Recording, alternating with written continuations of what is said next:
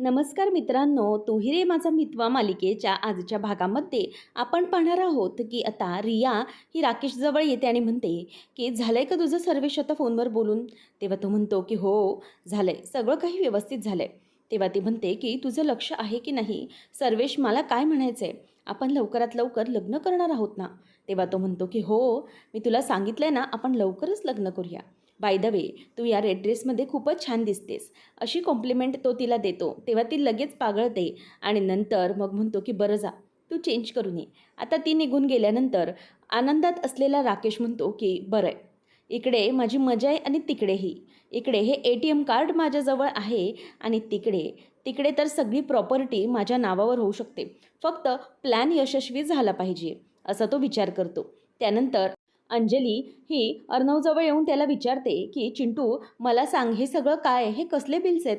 तेव्हा तो म्हणतो की ताई, हे सगळे आपले मंथली बिल आहेत. मग ती म्हणते की हे सगळे मंथली बिल आहेत, ठीक आहे, परंतु हे वाउचर्स कसले आहेत. हे ईश्वरीच्या क्लाउड किचनला तू मदत केलेले वाउचर्स आहेत आणि हे वाउचर्स आपल्या कंपनीच्या एक्सपेन्समध्ये का दाखवतोयस तू.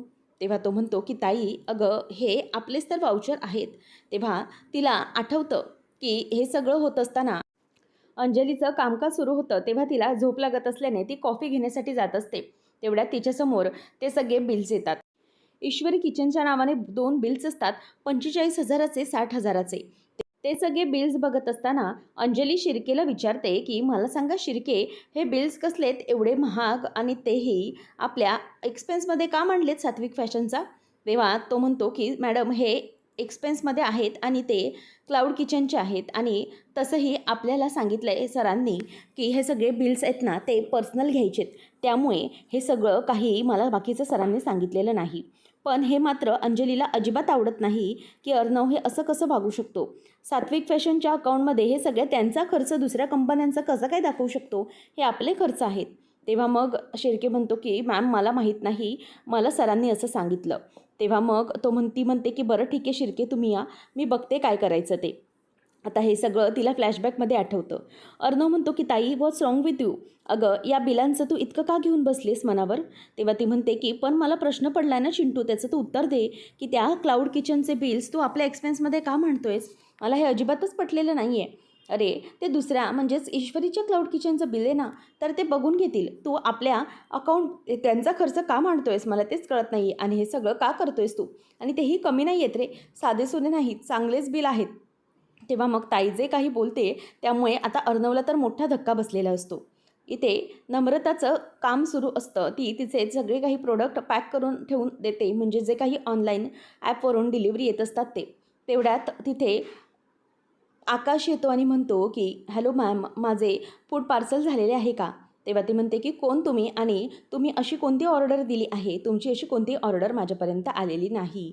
तेव्हा मग आकाश येतो आणि म्हणतो की हे बघा मॅम, मला हे तुमच्यासाठी आणायचं होतं, स्पेशल तुमच्याकडचं जेवण खाण्यासाठी. तुम्ही जे काही द्याल ते मला खरंच आवडेल, असं म्हणून आता आकाश हा तिच्यासाठी चॉकलेट आणि रोज घेऊन येतो. तेव्हा ते पाहिल्यावर तिला खूप आनंद होतो आणि ती म्हणते की आकाश सर. तेव्हा तो म्हणतो की हो, तुमच्यासाठी खास आहे ते, आणि मला सांगा की तुमच्या हातचे मला असे छान छान पदार्थ खायला खरंच खूप आवडतील. तेव्हा मग ती म्हणते की सर हे बघा, तुम्हाला तुमच्या आवडीचे खास पदार्थ खाऊन घालायला मी तुमच्या घरी यायला नेहमी रेडीच आहे. तेव्हा लगेच तो गप्प बसतो आणि म्हणतो की सॉरी, मला खरंच माहिती नाही आहे की आपलं लग्न कधी होणार आहे आणि तू त्या घरी कधी येणार आहेस ते. त्यावेळेला ती म्हणते की सर, अहो प्लीज मनाला लावून घेऊ नका, मी असंच म्हणाली गमतीशीर म्हणून, कारण तुम्ही मस्करी करत होतात ना, म्हणून मी पण मस्करी केली. त्यात इतका काही विचार करण्याची गरज नाही आहे. मला माहिती आहे एक ना एक दिवस हे सगळं नक्कीच घडणार आहे, आपलं लग्न होणार आहे आणि लग्न करून मी तुमच्या घरी येऊन तुमच्या आवडीचे तुम्हाला वेगवेगळे चवीचे पदार्थ खाऊन घालायला ऑलरेडी तयार आहे. असं म्हटल्यावर आकाश आता हसायला लागतो. ती मात्र खूपच खुश होते. आता दोघांचं छान गप्पा सुरू असतात. तेवढ्यातच इथे वल्लरीचा प्लॅन चालू झालेला असतो. वल्लरी ही संतोषला कॉल करून सांगते की कळलं आहे ना तुला काय करायचं आहे, ईश्वरी किचनची मोठी बदनामी झाली पाहिजे, असं काहीतरी करायचं आहे, अजिबात गप्प बसायचं नाही. ते ईश्वरी आणि तिच्या घरचे त्यांच्या दुकानाला टाळं लावून बसतील आणि मोठी बदनामी करायची आहे. आणि एक गोष्ट लक्षात ठेवा, अजिबात कुठेही मागे पडायचं नाही. इतका हकांतांडव करायचा की सगळ्या गोष्टी हाताबाहेरच गेल्या पाहिजे. तिथे सगळी पब्लिक जमा झाली पाहिजे, हवी तितकी पब्लिक गोळा कर, पण लवकरात लवकर हे सगळं थांबलं पाहिजे, समजलं. त्या क्लाउड किचनची खूप बदनामी करायची आहे तुला. आणि तेवढ्यातच ती म्हणते की चालेल ना, चल मग. तर तो म्हणतो की मॅम या कामाचे पैसे. तेव्हा ती म्हणते की ते सगळं बोलण्याची गरज नाही आहे. तुझं काम झालं की तुला पैसे मिळणारच आहेत. आणि जर तुझं काम मी म्हणते तसं परफेक्ट झालं ना, तर मात्र ठरले त्यापेक्षा जास्त पैसे देईन तुला, समजलं? व्यवस्थित काम कर जा. आता तो फोन ठेवतो आणि संतोष म्हणतो ठीक आहे मॅम, मी करतो तुमचं काम. आता त्यानंतर एक माणूस म्हणजेच तो संतोषच क्लाउड किचनमध्ये शिरतो. आकाशच्या आणि नम्रताच्या गप्पा मस्तपैकी सुरू असतात. तेवढ्यातच तो तिथे लाईव्ह येतो आणि म्हणतो की हे बघा, हे आहे ईश्वरी क्लाउड किचन आणि इतकं निकृष्ट दर्जाचं जेवण इथे मिळतं. आणि या आहेत त्याच्या मालकीन, या इथे सगळं काही बघतात. त्यावेळेला मग इथे अशा आमच्या जीवाशी खेळ केला जातोय. तेव्हा आकाश म्हणतो की हे मॅन, व्हॉट्स दिस आणि कोण आहेस तू? हा अचानक असा मोबाईल घेऊन आमच्यासमोर दुकानात कसं काय आलायस तू? तेव्हा तो म्हणतो की हे बघा आमच्याशी ग्राहकांशी कसं वागलं जातं इथे. तेव्हा मग ती म्हणते नम्रता की काय करताय काय तुम्ही? प्लीज थांबा, प्लीज हे सगळं थांबवा. तेव्हा आकाशही म्हणतो की please stop all this nonsense, थांबवा हे सगळं. तेव्हा तो ऐकायलाच तयार नसतो. तो म्हणतो की नाही, तुम्हाला कळलंय का? तुमच्या इथून आम्ही बिर्याणी ऑर्डर केली आणि त्या बिर्याणीमध्ये एक नाही तर दोन झुरळ सापडलेले आहेत. त्यामुळे आता मी गप्प बसणार नाही आहे. तेव्हा आकाश म्हणतो की एक मिनिट, हे लक्षात घे, हे काहीतरी चुकीचं बोलतोयस तू. अजिबात इथे काही घडू शकत नाही, समजलं? तेव्हा मग आकाश त्याला धमकी द्यायला लागतो. तो संतोष म्हणतो की बघितलं, आम्ही यांच्यावरती खरे ते आरोप केले, पण हे आमच्या जीवाशी खेळतच आहेत, परंतु आम्हाला धमकी देण्याचे पण काम करत आहेत. म्हणूनच या माणसांना चांगला धडा शिकवला पाहिजे. आकाश म्हणतो की हे बघ, हे सगळं जे काही चालू आहे ना, ते आधी बंद करायचं, समजलं? शांतपणे बोला ना काय झालंय ते. हे सगळं अचानक येऊन तुम्ही आम्हाला अगोदर काही सांगितलं पण नाही. जर आमच्या फूडमध्ये त्याचं काही सापडलं असतं तर आमच्याशी नीट बोलायचं होतं ना. आणि मला सांगा की कुठे आहे तुमचं पार्सल, दाखवा. आणि तुमच्याकडे काय प्रूफ आहे की तुम्ही इथूनच बिर्याणी मागवली? तुमच्याकडे काही प्रूफ आहे का? बिल वगैरे आहे का इथलं? तेव्हा तो माणूस आणखीन आकांतांडव करत म्हणतो की बघा बघा, चोर ते चोरवर शिरजोर आणि या माणसाचं असं सगळं चालू आहे. त्यावेळेला मग आता ईश्वरी ही शांतपणे किचनमध्ये काम करत असते आणि तो माणूस लाईव्ह येऊन बाहेर जातो आणि म्हणतो की आता तुमच्या किचनची मी बदनामी करणार आहे. नंतर नम्रता म्हणते एक मिनिट आकाश सर, मी ताईला फोन लावते, म्हणजेच ईश्वरीला. मला काही कळत नाही आता काय करू. तेव्हा मग ईश्वरीला ती फोन लावते की ईश्वरी, मला जरा महत्त्वाचं बोलायचं होतं. ईश्वरी म्हणते की काय झालं नमुताई, जरा सांग. तेव्हा ती म्हणते की एक मोठा प्रॉब्लेम झाला इथे क्लाउड किचनमध्ये. एक माणूस आला होता. आता नम्रता सगळं काही ईश्वरीला सांगते, घडलेला प्रकार. आणि हे ऐकल्यावर ईश्वरीला धक्का बसतो. ती म्हणते की नमुताई, हे सगळं कसं घडलं? तेव्हा ती म्हणते की नाही अगं ईश्वरी, मला खरंच माहीत नाही आहे तो माणूस कोण होता आणि हे सगळं का करत होता ते. तेव्हा मग ईश्वरी म्हणते की मला तर आता काही सुचत नाही आहे काय बोलावं. मी हे सगळं अर्णव सरांच्या कानावर घालते, बघूया ते काय करतायत. नक्कीच यातून आपण काहीतरी मार्ग काढूया. आता ती फोन ठेवून देते आणि नंतर वल्लरी मात्र म्हणते की चला आता काय चालली आहे ती तिथे मजा बघूया. म्हणूनच ती मोबाईल ऑन करते आणि संतोष लाईव्ह आलेलं सगळं काही तिथे टेलिकास्ट होत असतं. आता ती बघते तर आकाश त्या व्हिडिओमध्ये आलेला असतो आणि विचार करते की हा आकाश तिथे कशाला पोचला? खरंच हा ना माझा मुलगा बिलकुल शोभत नाही. इथे पोचण्याची काय गरज होती त्याला? या सगळ्यामध्ये तोही उगाचच अडकेल ना. थांब, त्याला ना कॉल करूनच सांगते की तिथून निघ म्हणून. मग नंतर तिच्या डोक्यात येतं की जाऊ दे, आता तसंही कॉल करून काय होणार आहे? सगळं तर अगोदरच लाईव्ह झालेलं आहे. मग अजून बोलून काहीच फायदा नाही आहे. त्यावेळेला मग ती त्या संतोषला कॉल लावते आणि म्हणते की हे बघ संतोष, आता पहिलं काम तर तू केलेलं आहेस. आता लक्षात ठेव, थोड्या वेळातच ती ईश्वरी पण येऊ शकते, म्हणजेच त्या क्लाउड किचनची मालकीन. आणि त्याचबरोबर तिच्यासोबत तो अर्णव राजे शिर्के पण असू शकतो. तेव्हा संतोष विचारतो, अर्णव राजे शिर्के, मी नाव ऐकल्यासारखं वाटतंय, ते प्रसिद्ध उद्योगपती तेच ना? मग वल्लरी म्हणते की हो. मग ते आल्यावर त्यांच्या पण नावाची बोंबाबोंब करून सोडायची. तर संतोष म्हणतो की त्यांचं नाव खराब? मग ती म्हणते की हो, त्याचंही नाव खराब केलंच पाहिजे. कारण की तो अर्णव राजे शिर्के आहे ना, त्या ईश्वरीचा नवरा आहे, म्हणजेच त्याच्या बायकोच्या माहेरचं आहे ते क्लाउड किचन. त्यामुळे त्याचीही जास्तीत जास्त कशी फजिती होईल हे बघायचं. आणि हो, अर्णव राजे शिर्के म्हणजे मोठी हस्ती आहे. जेवढी मोठी हस्ती तेवढं नाम सगळं बदनाम होणार आणि सगळी पब्लिक जमणार, गोळा होणार. त्यामुळे लवकरात लवकर जे आहे ते करायचं आहे. तेव्हा मग लगेचच संतोष म्हणतो की बरं ठीक आहे, मी करतो. आणि ईश्वरी आता हे सगळं ऐकून निघालेलीच असते. वल्लरी म्हणते की चला, बाहेर भडका उडवला, आता घरातही आग लावली पाहिजे, असं म्हणून वल्लरी तिथे जायला निघत असते. तेवढ्यातच ईश्वरी धावत धावत अर्णवच्या रूमकडे येत असते आणि सर असे हाक मारायला जाणार. तेवढ्यात ईश्वरी ही ऐकते की अर्णवचा आणि ताईचे संवाद सुरू असतात. अर्णवला ताई म्हणत असते की "पण चिंटू, मला हे अजिबात आवडलेलं नाहीये." तेव्हा अर्णव म्हणत असतो की "ताई, अगं तू असं का बोलतेस? मिस इंदोर आणि आपण एकच फॅमिली आहोत.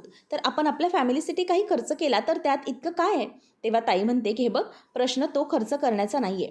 प्रश्न म्हणजे तू इतका मोठा खर्च त्यांच्यासाठी करतोयस. मला सांग अर्णव, एक गोष्ट मला माहीत आहे की तू ईश्वरीच्या बाबांसाठी पण, त्यांच्या ट्रीटमेंटसाठी पण खर्च करतोयस. पण आता तू त्याच्या क्लाउड किचनचाही खर्च उचलतोयस. मला सांग, की जर तू त्यांचा जावई नसतास किंवा तू ईश्वरीचा नवरा नसतास, तर काय केलं असतं त्या लोकांनी? कुठून आणले असते इतके पैसे? तेव्हा तो म्हणतो, की "ताई, अगं तू कोणता विषय कुठे घेऊन जातेस? हे सगळं अजिबातच आवडलेलं नाहीये मला." तेव्हा ती म्हणते, की "हे बघ चिंटू, मला एकच लक्षात येतंय, की तू हे जे काही करतोयस ना, ते खूप चुकीचं करतोयस. या अगोदर मी यात नीट लक्ष घालत नव्हते, पण आता मला लक्षात येतंय, की तू किती चुकीची कामं करतोयस. हे बघ, तू हेल्प करतोयस ती वेगळी गोष्ट, पण हेल्पचा अर्थ मदत करणं होतो. एखाद्याला दान देणं किंवा भीक देणं असा नसतो." आता हे ऐकल्यावर ईश्वरीच्या मात्र अगदी हृदयाला भूक पडल्यासारखं झालेलं असतं. त्या बिचारीला खूप त्रास होतो. तेवढ्यात मग अर्णव म्हणतो, की "हे बघ ताई, प्लीज असा चुकीचा विचार नको करूस तू." तेव्हा ती म्हणते, की "नाही चिंटू, तू हे जे काही करतोयस ना, ते खूप चुकीचं करतोयस असं वाटतंय मला. आणि एक गोष्ट लक्षात ठेव चिंटू, तू त्यांना मदत करतोयस हे मला अजिबातच आवडलेलं नाहीये. प्रत्येक गोष्टीत असं मदत करणं योग्य नाहीये. तू त्यांना मदत करशील, परंतु त्यांनाही मदत किती घ्यावी एखाद्याकडून या गोष्टीचंही भान असायला हवंच ना.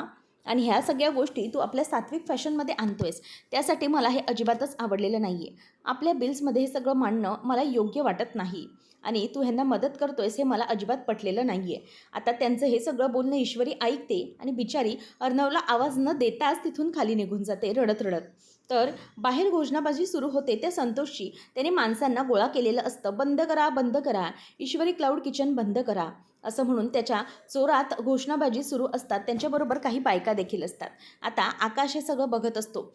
आई येते आणि म्हणते, की "नमू, अगं हे सगळं काय चालू आहे? हा माणूस हे सगळं असं का वागतोय? मला कळत नाहीये." तेव्हा ती म्हणते, की "आई, मला पण कळत नाहीये गं. हा माणूस अचानक असा आतमध्ये का आला? आणि आपल्या क्लाउड किचनमध्ये असं होणं शक्यच नाहीये. मला वाटतंय, की नक्कीच काहीतरी गडबड आहे."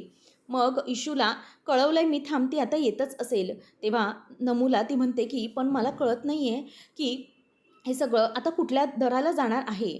जर आपल्या बाबांना काही समजलं तर त्यांना काय वाटेल याचीच मला भीती वाटते."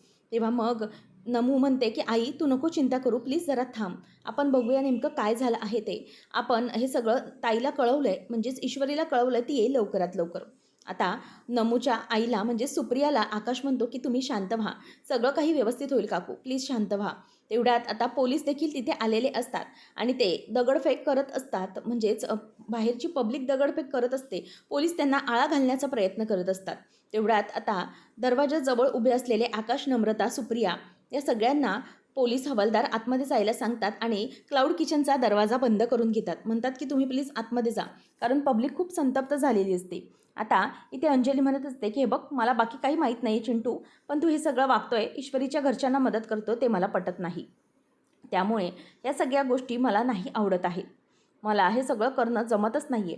तेव्हा तो म्हणतो, की "ताई, मला सांग तू, की आपण मोठे बिझनेसमॅन आहोत, तर आपण छोट्यांना हेल्प करतो, बरोबर? तुला माहिती आहे, आपली वेळ वाईट होती, तेव्हा आपल्याला कोणीही मदत केली नव्हती. आपण स्वतः मेहनत करून वर आलेलो आहे, समजलं ना? त्यामुळे आपण तेव्हाच ठरवलं होतं, की जर आपल्यासारखं कोणी गरजू असेल, तर आपण त्यांना नक्की मदत करायची, आपल्या परीने आणि त्याबद्दलचा बाऊ कुठेही करायचा नाही. आणि ते तू आता विसरली आहेस का? आपण दुसऱ्यांना मदत करण्यासाठी पुढे जाणार होतो, हे विसरलीस का तू?" आता तो गप्प बोलायला लागतो, त्यावर ती गप्प बसते. तेवढ्यातच तो म्हणतो, की "थांब ताई, मला जरा कॉल आलाय." "हां, बोल आकाश." तेव्हा मग तो म्हणतो, की "दादा, इथे एक मोठा प्रॉब्लेम झालाय." तेव्हा तो म्हणतो, की "व्हॉट?" "खरंच?" तेव्हा मग आकाश त्याला घडलेलं सगळं काही सांगायला लागतो. आता अर्णव म्हणतो, की "1 मिनिट आकाश, तिकडे तू हँडल कर, मी थोड्याच वेळात तिथे पोहोचत आहे." आकाश म्हणतो, की "तू तिकडे काळजी घे, मी बघतो काय करायचं ते." तेवढ्यातच आता अर्णव फोन ठेवतो आणि म्हणतो, की "शिट यार." तितक्यात अंजली विचारते, की "काय? आता ईश्वरीने काय नवीन प्रॉब्लेम क्रिएट करून ठेवलाय?" तेव्हा मग तो म्हणतो, की "नाही, ईश्वरीने नाही. तिच्या क्लाउड किचनमध्ये प्रॉब्लेम झालाय. तेव्हा मला जरा अर्जंट निघावं लागेल." ताई म्हणते, की "चिंटू, अजून माझं बोलणं पूर्ण झालेलं नाहीये." तेव्हा तो म्हणतो, की "ताई, हे बघ, आपण बोलू या विषयावर नंतर, पण तिकडे एक खूप मोठा प्रॉब्लेम झालेला आहे. पोलीस वगैरे सगळे काही आलेत, त्यामुळे प्लीज तू जरा थांब. आपण नंतर बोलूया या विषयावर." तेव्हा तो जाता जाता म्हणतो, की "ताई, मला खरंच आज ना पहिल्यांदा असं वाटलं की मी माझ्या ताईसोबत बोलत नाही आहे, जिच्याशी बोलतो नाही दुसरीच कोणीतरी आहे. असं म्हणून आता अर्णव तिथून निघून जात असतो आणि ईश्वरी मात्र गप्प असते. अर्णव आता म्हणत असतो की आजी, मी जरा पटकन अर्जंट जाऊन येतो, एक प्रॉब्लेम झाला आहे. तेव्हा मग आजी विचारते की काय रे चिंटू, तुझ्यात आणि ईश्वरीत पुन्हा काही भांडण झालं का? तेव्हा तो विचारतो की नाही, असं का विचारलंस तू? तेव्हा ती म्हणते की मगाशी ईश्वरी तुझ्याशी काहीतरी बोलण्यासाठी किचनमधून धावत धावत रूममध्ये गेली आणि रडत रडत पुन्हा खाली आली आणि बाहेरच निघून गेली. तू तिला काही बोललायस का? तेव्हा मग मामा म्हणतो की काय रे अर्णव, काय झालंय नक्की? तेव्हा तो म्हणतो की काय, ईश्वरी निघून गेली? मग त्याच्या डोक्यात विचार येतो की बरोबर, तिला क्लाउड किचनचं कळल्याबरोबर ती मला सांगायला बिचारी आली असणार आणि ताईचं बोलणं ऐकून हर्ट झाली असणार आणि निघून गेली असणार. तेव्हा मग तो म्हणतो की ताई जरा थांब, म्हणजे आजी, मामा, मी जरा ईश्वरीच्या क्लाउड किचनमध्ये जाऊन आलोय, तिथे मोठा प्रॉब्लेम झालाय, तो सॉल्व्ह करण्यासाठी जातो. अर्णव निघाल्यानंतर सुप्रिया वल्लरी ही फोन करून लगेचच त्या संतोषला कळवते आणि म्हणते की हे बघ, एक गोष्ट लक्षात ठेव संतोष, हे सगळं करशील पण या सगळ्यामध्ये माझं कुठेही नाव आलं पाहिजे नाही. जर तू माझं नाव घेतलंस ना तर वाईट पस्तावशील, लक्षात ठेव. असं म्हटल्यावर संतोष जरा तोंड बंदच ठेवतो आणि घाबरलेला असतो. सगळी पब्लिक जमा झाल्यामुळे आता सगळीकडे भडकाच असतो. तेव्हा आता मीडियावाले विचारत असतात की हेच आहे का ईश्वरी किचन आणि काय मोठा प्रॉब्लेम झाला आहे. तेव्हा संतोष म्हणत असतो की हे बघा, आता आपल्यासमोर मीडियावाले, पोलीस सगळेजण आलेले आहेत आणि या ईश्वरी क्लाउड किचनमध्ये खूपच निकृष्ट दर्जाचं जेवण मिळत आहे आणि या जेवणामध्ये 2-2 झुरळ सापडले आहेत. त्यामुळे मला हे सगळं खूपच चुकीचं वाटत आहे. असं म्हटल्यानंतर आता इथे लगेचच तो म्हणतो की हे बघा, आम्हाला हे अजिबात पटत नाही आहे. या ईश्वरी किचनवर लवकरात लवकर कारवाई करा, बंद करा, बंद करा, अशी नारेबाजी पुन्हा सुरू होते. तेवढ्यातच तिथे ईश्वरी येते. ईश्वरी आल्याबरोबर संतोष म्हणतो की या बघा, या आल्या या क्लाउड किचनच्या ओनर. आता ती येत असल्याबरोबर तिला मीडियावाले घेरतात आणि प्रश्न विचारतात, पण ती त्यांची उत्तरं न देता आतमध्ये निघून येते. विचारते की नमुताई, काय हे सगळं बाहेर आणि नक्की काय झालं आहे आणि हे सगळे बाहेर जे बोललं जाते ते खरं आहे का? तेव्हा नमू म्हणते की नाही गं इशू, अगं आपल्या किचनमध्ये असं कसं होईल? आपल्या इंदोरच्या दुकानात बाबांची जशी स्वच्छता असायची तशी स्वच्छता इथे केली जाते आणि शिवाय आठवड्याला किंवा महिन्याला तरी इथे पेस्ट कंट्रोल केलं जातं. मग इथे कसे काय झुरळ येऊ शकतात सांग ना? अगं आज दिवसभरात बिर्याणीच्या कित्येक ऑर्डर्स होत्या, पण तिथून कुठूनही असली कंप्लेंट आली नाही आहे. पण या माणसाची ही अचानक कंप्लेंट कशी आली?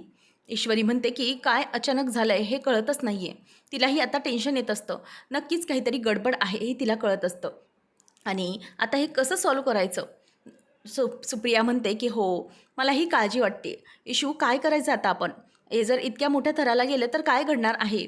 मला तर ही भीती वाटते की जर आपल्या क्लाउड किचनला काही झालं तर बाबांचा काय विचार होईल?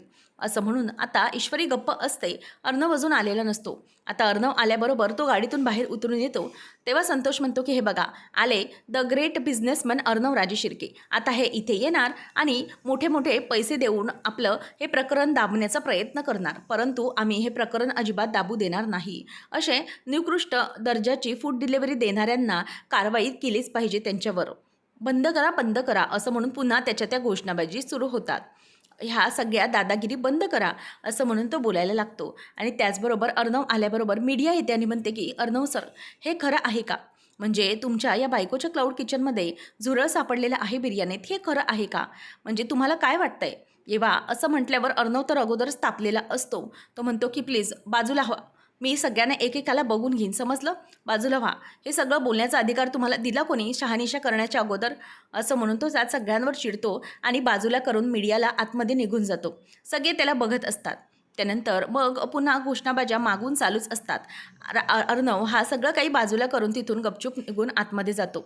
आता आतमध्ये आल्यानंतर लगेचच अर्णव विचारतो की काय हे सगळं बाहेर चाललं आहे? तेव्हा आकाश म्हणतो की दादा, खरंच कळत नाही आहे हा माणूस असा का वागतोय ते. तो अचानक आतमध्ये शिरला आणि लाईव्ह यायला लागला आणि आमच्या सगळ्यांचे चेहरे दाखवायला लागला की हे सगळं घडतं आहे आणि त्याने स्वतःची बिर्याणी वगैरे काही दाखवलेली नव्हती. तो लगेच सुरू झाला ॲज इफ त्याने हे सगळं तयारी करूनच आला होता आणि त्याने हे सगळं करायचं असं ठरवलेलंच होतं, म्हणूनच तो आपली बदनामी करत होता. तेव्हा अर्णव म्हणतो की वॉट, पण मला सांगा की बाकीच्यांनी बिर्याणी नेली होती का?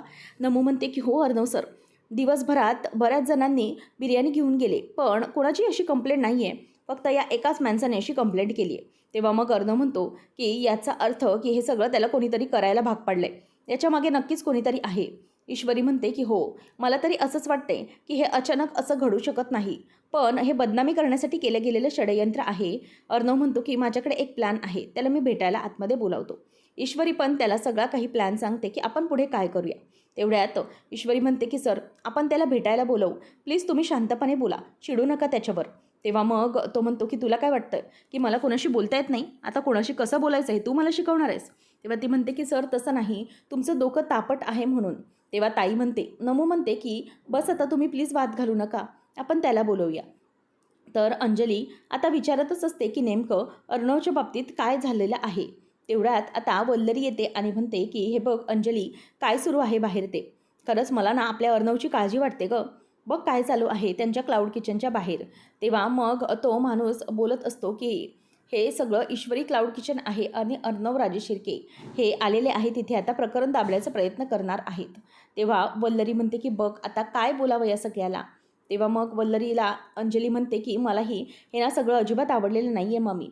हे सगळं खूप चुकीच्या पद्धतीने घडतंय आणि मला ते सहनच होत नाही आहे. वल्लरी म्हणते की हो ना, अगं आपल्या अर्णवला कसं समजवायचं की ते सगळे लोक फक्त त्याचा वापर करत आहेत आणि पैशासाठी ईश्वरी हे सगळं करते. मला ना याचा खूपच सगळ्याचा राग येत आहे. अर्णव इतका समजूतदार असून या सगळ्या प्रकरणात कसा काय अडकण्याचा प्रयत्न करतोय. तेव्हा आता त्या संतोषला बोलवलेलं असतं आणि अर्णव म्हणतो की एक मिनिट, मला हे सगळं सांग की तुला हे कोणी करण्याचा प्रयत्न केला गेला. तेव्हा तो खरं बोलत नसतो. अर्णव म्हणतो की हे बघ, मी डायरेक्ट आता मुद्द्यावरच येतो. तुला मी 10 लाख रुपये देतो, मला सांगायचं की हे सगळं तुला कोणी करण्याचं सांगितलं होतं.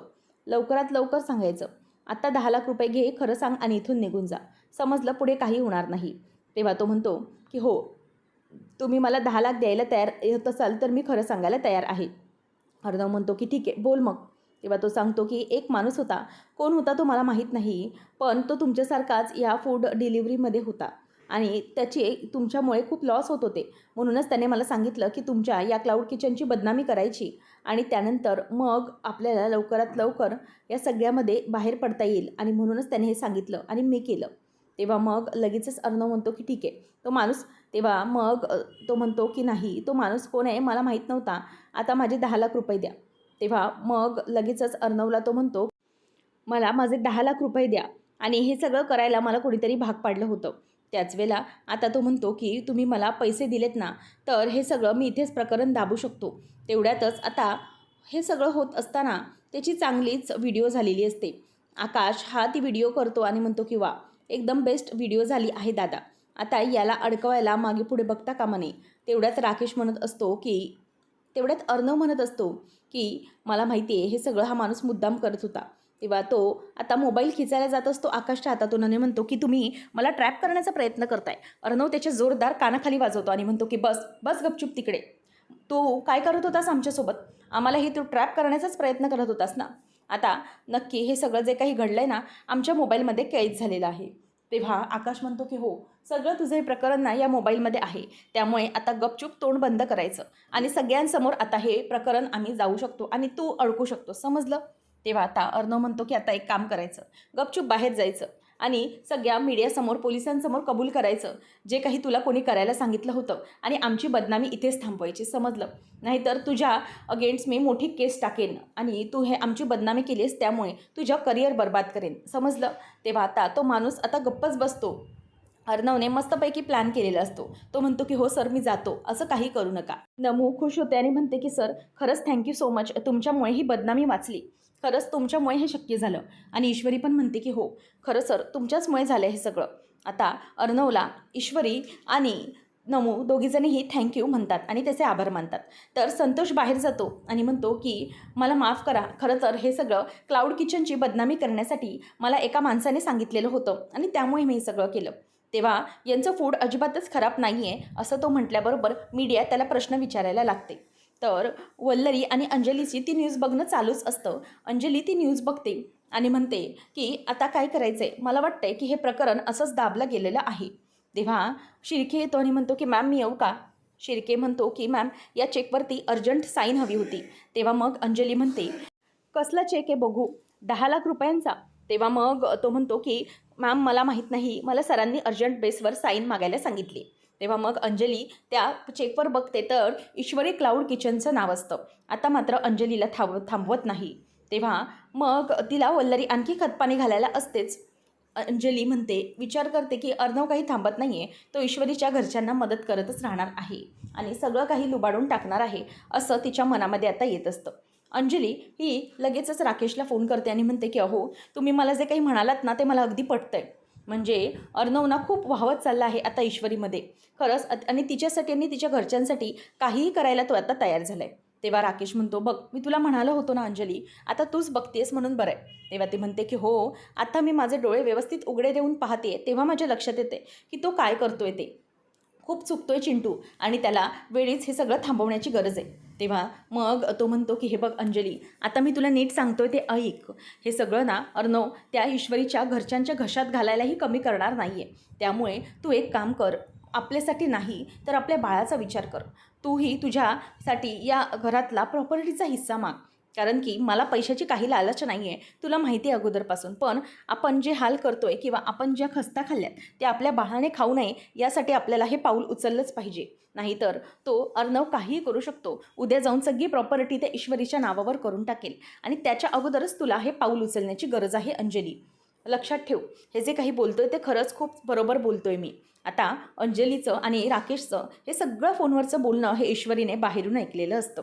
मनातच राकेश विचार करतो की वा, चला ठिणगी अगदी बरोबर पडलेली आहे. आता माझा प्लॅन यशस्वी होणार. आता अंजलीच्या नावावर झालेली प्रॉपर्टी माझ्या नावावर करून घेण्यासाठी असा कितीसा वेळ लागणार आहे मला? होणार. सगळं व्यवस्थित होणार आहे. राकेश आता खूपच खुश असतो. तर पुढच्या भागामध्ये अंजली ही सगळ्यांसमोर म्हणत असते की अर्णव आणि घरातल्या सगळ्यांसमोर मला एक गोष्ट बोलायची आहे. ईश्वरी बघत असते की ताई नेमकं काय बोलणार आहे. तेवढ्यातच आता ती बोलायला जाते की एक गोष्ट की मला माहिती आहे हे सगळं अर्णवने केलेलं आहे, परंतु अर्णवची सख्खी बहीण या नात्याने या प्रॉपर्टीचा म्हणजेच आपल्या सगळ्या प्रॉपर्टीचा 50% वाटा मला हवा आहे, असं म्हणून अंजली आता सगळ्यांसमोर प्रॉपर्टीची मागणी करते. आणि त्याच वेळेला अंजलीचा तो अवतार पाहिल्यावर घरातल्या सगळ्यांनाच धक्का बसतो. आता अंजली ही असं का बोलते याचा विचार अर्णवच्या डोक्यात फिरू लागतो. आता नेमकं अर्णव या सगळ्यावर कसा तोडगा काढणार आहे आणि राकेशचं तोंड कसं बंद करणार पाहणं रंजक ठरणार आहे. अशाच अपडेटसाठी चॅनलला नक्की सबस्क्राईब करा. धन्यवाद.